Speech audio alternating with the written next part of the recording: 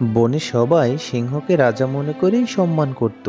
সিংহের শক্তি বেশি, সাহস বেশি, আর সাহসী হওয়ার কারণে সবার উপকারী হতো বটে। বনরাজা শক্তিশালী আর সাহসী হওয়ার কারণে কেউ আক্রমণ করতে সাহস পেত না। এজন্য বনের সকল প্রাণীরাই নিরাপদেই থাকত। পশুরাজ সিংহ বনের সব প্রাণীদের সাথে মিলেমিশে থাকত আর সবাইকে খুব ভালোবাসতো। বিপদে আপদে সবার পাশে এগিয়ে আসতো। বনের সব পশুরা সিংহরাজকে ভীষণ ভালোবাসতো, আর তাই তারা বনের বাঘকে রেখে সিংহকে বনের পশুরাজ বলে মানত আর সম্মান করত। আর সিংহ এই বনের রাজা হয়ে ভীষণ খুশি হয়ে যায়।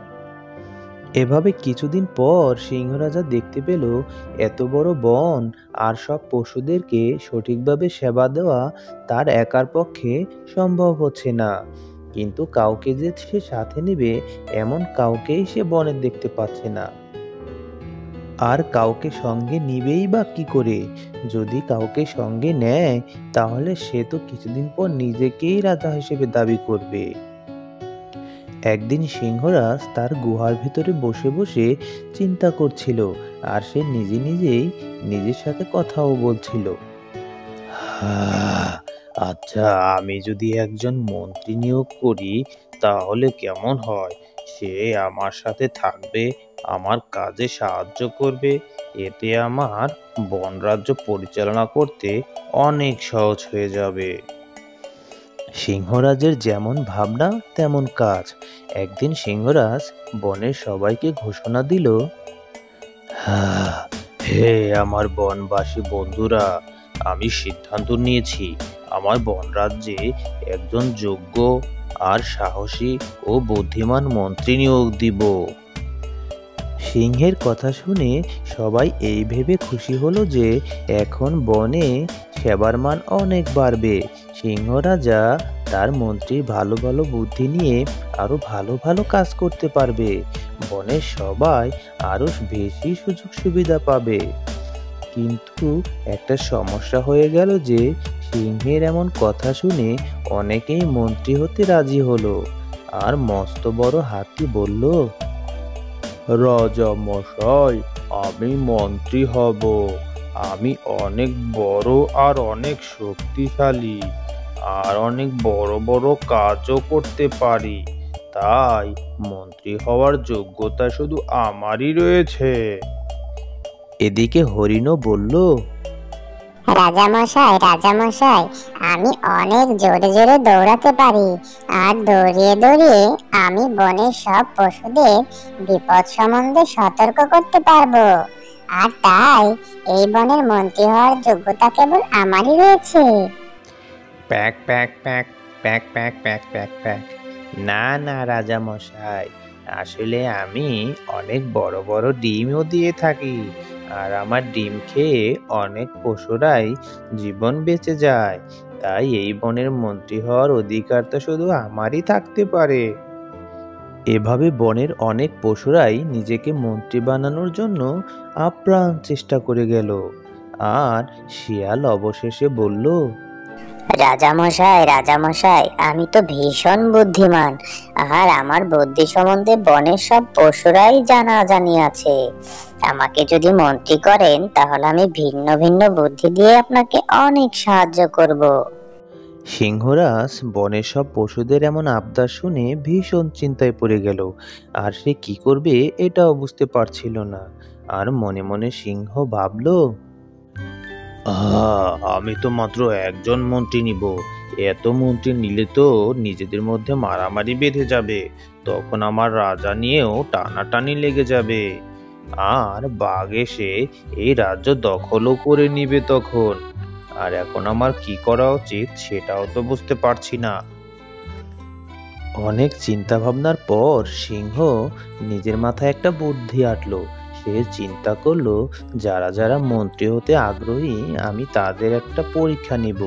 যে বুদ্ধিমান হবে, সাহসী হবে, আর সেই পরীক্ষায় কৃতকার্য হবে, আমি কেবল তাকেই মন্ত্রী বানাবো।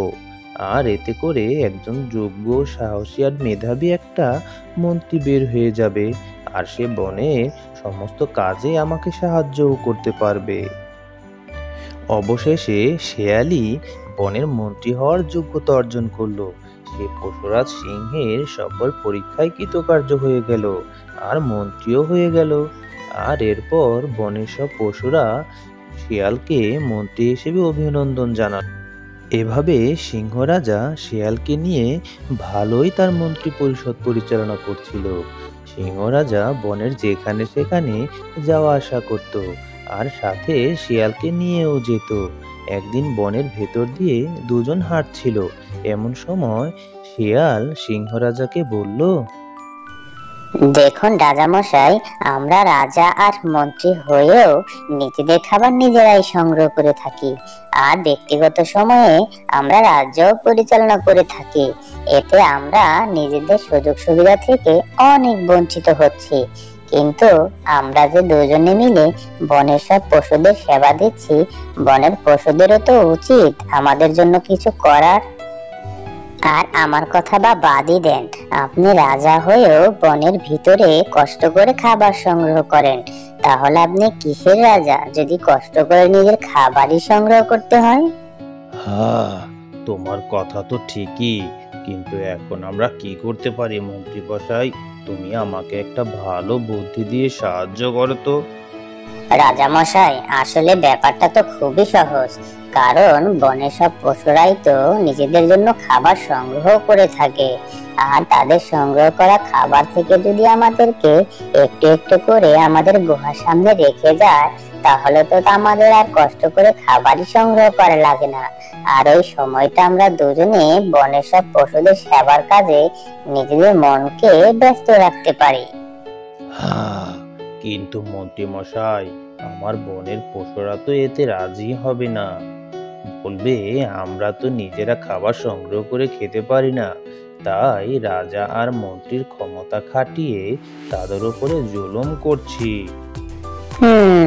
রাজামশাই, আপনি তো ঠিকই বলেছেন।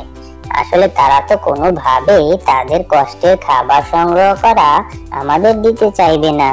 কিন্তু আমরা তো তাদের জন্যই সারাদিন খেটে যাচ্ছি, তাই তাদের কাছ থেকে খাবার সংগ্রহ করা আমাদের এটা দায়িত্ব।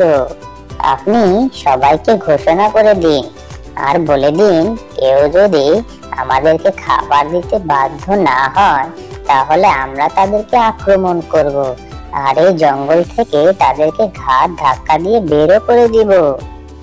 সিংহরাজ মন্ত্রীর এমন কথা শুনে খুবই অবাক হয়ে গেল আর মনে মনে ভাবলো, আহ আমি সত্যি ভীষণ লজ্জিত। আসলে আমি সঠিক একটি পশুকে আমার মন্ত্রী হিসেবে নিয়োগ দিতে পারিনি। আমি যাকে নিয়োগ দিয়েছি সে তার পেট পূজা নিয়েই ব্যস্ত।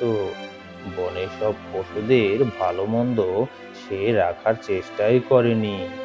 আমার এই মন্ত্রীকে এক্ষুনি লাথি মেরে বন থেকে বের করে দিতে হবে, নইলে সে আমাকে বাজে মন্ত্রণা দিয়ে এই বনের শান্তি নষ্টও করে ফেলবে।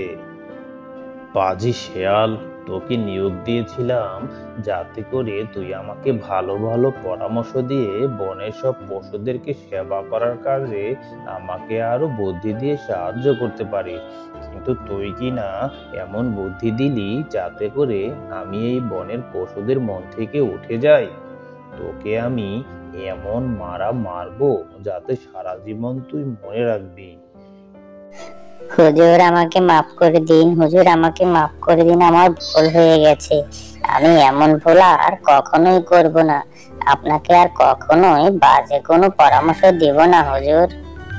হ্যাঁ, বাজে শিয়াল, নিজের জীবন যদি বাঁচাতে চাস এক দৌড়ে এই বনের সীমানা অতিক্রম করে চলে যাবি।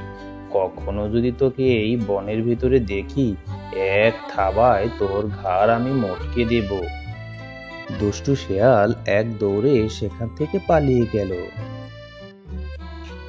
আর পশুরাজ সিংহ একা একাই পুরা বনের শাসনভারের দায়িত্ব পালন করতে লাগলো আর সমস্ত পশুদের নিয়ে মিলেমিশে বসবাস করতে লাগলো।